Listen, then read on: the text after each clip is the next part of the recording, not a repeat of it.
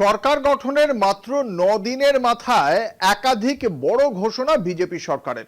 সোমবার দ্বিতীয় ক্যাবিনেট বৈঠকের পর নারী ও শিশু কল্যাণ মন্ত্রী অগ্নিমিত্রা পাল জানিয়ে দিলেন, আগামী ১ জুন থেকেই শুরু হচ্ছে অন্নপূর্ণা ভান্ডার। পাশাপাশি ধর্মভিত্তিক সমস্ত সহায়তামূলক প্রকল্প বন্ধের সিদ্ধান্তও নিয়েছে রাজ্য সরকার।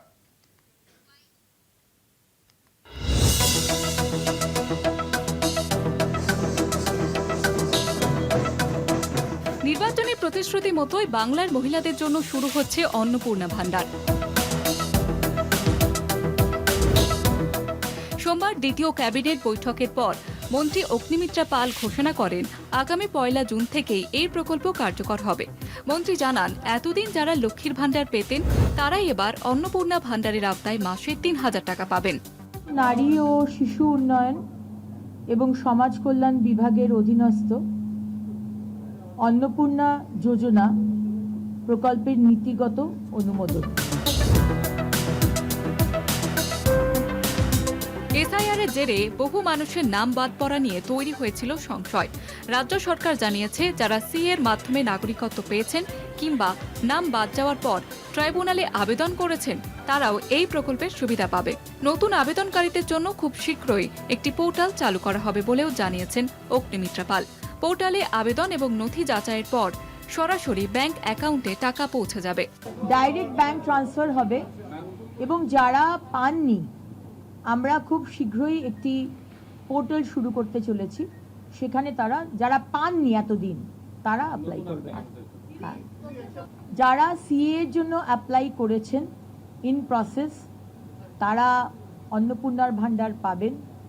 যারা ট্রাইব্যুনালে অ্যাপ্লাই করেছেন তারা অন্নপূর্ণার ভান্ডার পাবেন। অন্যদিকে ধর্মীয় শ্রেণীভিত্তিক সমস্ত সহায়তামূলক প্রকল্প বন্ধের সিদ্ধান্ত নিয়েছে রাজ্য সরকার। মন্ত্রিসভার বৈঠকের পর অগ্নিমিত্রা পাল জানান, তথ্য ও সংস্কৃতি দপ্তর এবং সংখ্যালঘু বিষয়ক ও মাদ্রাসা শিক্ষা দপ্তরের অধীনে চলা ধর্মভিত্তিক প্রকল্পগুলি এই মাস পর্যন্ত চলবে। আগামী মাস থেকে তা সম্পূর্ণ বন্ধ হয়ে যাবে। ফলে ইমাম, মুয়াজ্জেম এবং পুরোহিত ভাতা নিয়েও জল্পনা শুরু হয়েছে রাজনৈতিক মহলে।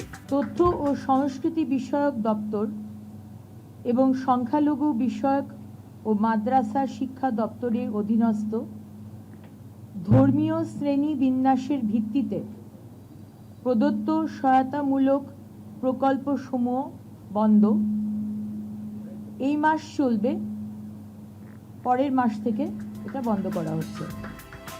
নির্বাচনের আগে ভাতা নয় ভাত স্লোগান তুলেছিল বিজেপি।